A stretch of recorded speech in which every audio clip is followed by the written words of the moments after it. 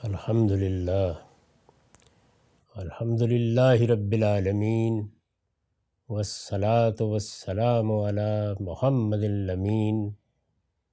اعوذ باللہ من الشیطان الرجیم، بسم اللہ الرحمن الرحیم۔ خواتین و حضرات، ہم مشکوٰۃ المصابیح میں کتاب الصوم کا مطالعہ کر رہے ہیں۔ وعن ابی ہریرۃ قال قال رسول اللہ صلی اللہ علیہ وسلم کم من صائم لیس لہ من صیامہ الا الظمأ وکم من قائم لیس لہ من قیامہ الا السحر۔ ابو ہریرہ رضی اللہ عنہ کی روایت ہے کہ رسول اللہ صلی اللہ علیہ وسلم نے فرمایا، کتنے روزہ رکھنے والے ہیں کہ ان کو اپنے روزے سے سوائے بھوک پیاس کے کچھ نہیں ملتا۔ پیاس ہی کے الفاظ ہیں، لیکن ظاہر ہے کہ مراد وہی ہے۔ بعض موقعوں پر ہم اسی طرح کسی ایک جز سے تعبیر کر لیتے ہیں کسی صورتحال کو۔ تو فرمایا کہ کتنے روزہ رکھنے والے ہیں جن کو ان کے روزے سے پیاس کے سوا کچھ نہیں ملتا، یعنی سارا دن منہ کو بند کیے رکھا، پیاس برداشت کی، لیکن یہ کہ ہر برا کام کیا۔ اگر دکان پر بیٹھے تو کم تول کے دے دیا، لوگوں سے جھوٹ بولا، دھوکے اور فریب دیے، اسی طرح سے ایسے کاموں میں سارا دن بسر کر دیا کہ جو لغویاتی میں شمار ہوتے ہیں۔ تو فرمایا کہ اس طرح کے آدمی کو اس کے روزے سے اس کے سوا کیا ملا کہ پیاسا رہا۔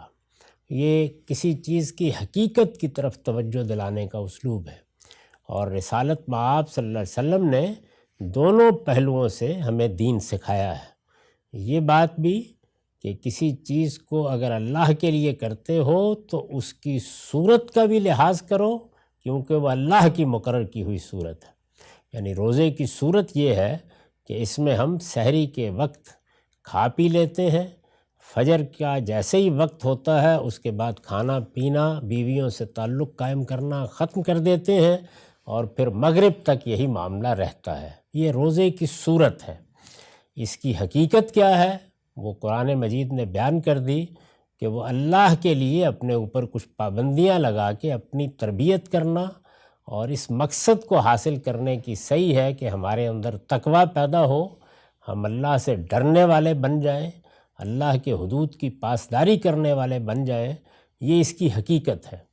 تو یہاں پر بھی اصل میں حقیقت کی طرف توجہ دلائی کہ کسی شخص نے اگر صورت کا اہتمام کر لیا ہے لیکن حقیقت کو ملحوظ نہیں رکھا تو اس کے لیے کچھ نہیں ہے، اور کسی شخص نے اگر حقیقت کو تو ملحوظ رکھا لیکن اللہ کی قائم کردہ صورت کی خلاف ورزی کر دی تو یہ چیز بھی اللہ کے ہاں قبول نہیں ہوتی۔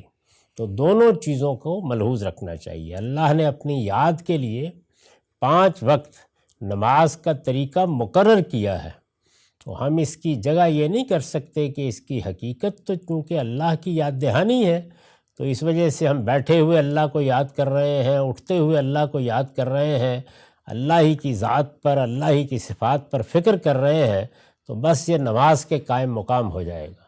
نہیں، اس صورت کا اہتمام بھی ضروری ہے، اور اس صورت کو، اس کی حقیقت یا اس کے مقصد کو سامنے رکھ کر قیامت تک کوئی تبدیل نہیں کر سکتا۔ اسی چیز کو ایمان کہتے ہیں، اور یہی شریعت کی پابندی ہے۔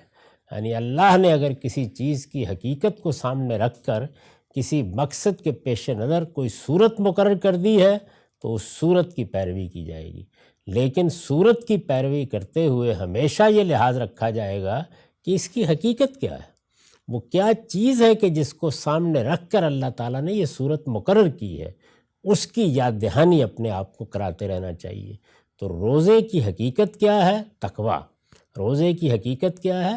اللہ کی اطاعت، اللہ کے احکام کی پیروی، اللہ کو اپنا بادشاہ سمجھ کر، اپنا آقا سمجھ کر غلامی کے جذبے سے سر اس کے سامنے جھکائے رکھنا۔ تو اس حقیقت کو بھی پیش نظر رہنا چاہیے، اور صورت کو بھی پوری طرح ملحوظ رہنا چاہیے۔ صورت کی پابندی شریعت کا تقاضا ہے، اور اس کی حقیقت دین کی حقیقت کو پانے کی جدوجہد ہے، کیونکہ تزکیہ، پاکیزگی اسی سے حاصل ہوتی ہے۔ وعن ثابت البنانی قال سئل انس بن مالک کنتم تکرہون الحجامہ للصائم علی عہد رسول اللہ صلی اللہ علیہ وسلم۔ یہ ثابت بنانی روایت کرتے ہیں کہ انس بن مالک رضی اللہ عنہ سے پوچھا گیا کہ رسول اللہ صلی اللہ علیہ وسلم کے زمانے میں کیا آپ لوگ اس چیز کو ناپسند کرتے تھے کہ کوئی شخص روزے میں حجامہ کرائے، یعنی پچھنے لگوائے؟ قال لا، انہوں نے کہا نہیں، الا من اجل الضعف، ہاں اس معاملے کا ضرور لحاظ رکھا جاتا تھا کہ اس سے کمزوری ہو جاتی ہے اور اس میں ہو سکتا ہے کہ روزہ نبھانا، روزہ پورا کرنا مشکل ہو جائے۔ تو یہ چیز ہے، صحابہ کرام نے بعض موقعوں کے اوپر اس طرح کی بہت سی چیزوں کو واضح کیا ہے کہ اگر کسی کام سے رسول اللہ نے روکا یا کسی کام کی ہدایت فرمائی، وہ عام جو سنت ہے، جو قاعدہ ہے یا جو حکم دیا گیا ہے اس سے ہٹ کر تھی، تو بتایا ہے کہ یہ ضروری نہیں ہے کہ اس میں کوئی ترمیم ہو گئی یا روزے کے افطار کا حکم صادر ہو گیا۔ بعض اوقات عارض پیش آ جاتے ہیں، ان عوارض کو سامنے رکھ کر بھی کسی چیز کے بارے میں کوئی بات کہی جاتی ہے، تو وہ بتایا ہے انہوں نے کہ یہ ضعف پیدا ہو جاتا ہے، کمزوری سی بعض اوقات محسوس کرتا ہے، ہو سکتا ہے کہ خون نکلنے کی وجہ سے ہو سکتا ہے کہ محض احساس کی وجہ سے آدمی پر یہ کیفیت طاری ہو جائے، تو اس میں البتہ وہ روزہ چھوڑ سکتا ہے۔ باقی جہاں تک پچھنے کا تعلق ہے اس سے روزے کو کچھ نہیں ہوتا۔ عن عائشۃ قالت ان حمزۃ بن عمرو الاسلمی قال للنبی صلی اللہ علیہ وسلم اصوم فی السفر وکان کثیر الصیام فقال ان شئت فصم وان شئت فافطر۔ ام المومنین سیدہ عائشہ بیان فرماتی ہیں کہ حمزہ بن عمرو اسلمی نے رسول اللہ صلی اللہ علیہ وسلم سے پوچھا کہ میں سفر میں بھی روزے رکھتا ہوں، یعنی اب تو سفر خیر بہت آسانی کے ہو گئے، لیکن اس زمانے میں سفر میں بڑی مشقت ہو جاتی تھی۔ تو وہ کہتے ہیں کہ میں نے یہ پوچھا کہ میں سفر میں بھی روزے رکھتا ہوں، اور یہ عام طور پر روزے رکھتے رہتے تھے، یعنی بہت زیادہ روزے رکھنے کا مزاج تھا۔ ظاہر ہے کہ رمضان میں تو رکھتے ہی ہوں گے، اس کے ساتھ نفل روزے بھی رکھتے تھے۔ تو رمضان میں بھی ان کی یہ خواہش ہوتی تھی کہ اگر سفر بھی درپیش ہے تو میں روزہ نہ چھوڑوں۔ تو انہوں نے یہ پوچھا، فقال، ان کے جواب میں رسول اللہ نے فرمایا ان شئت فصم و ان شئت فافطر، یعنی یہ تو اللہ کی دی ہوئی ایک رخصت ہے، اگر تم تحمل کر سکتے ہو تو روزہ رکھ لو، نہیں کر سکتے تو چھوڑ دو۔ تو یہی تعلیم دی گئی ہے سب رخصتوں کے معاملے میں۔ کسی رخصت کی بھی یہ حیثیت نہیں ہوتی کہ وہ عزیمت بن جائے، یعنی یہ کہ اس کا لازماً آپ نے فائدہ اٹھانا ہے۔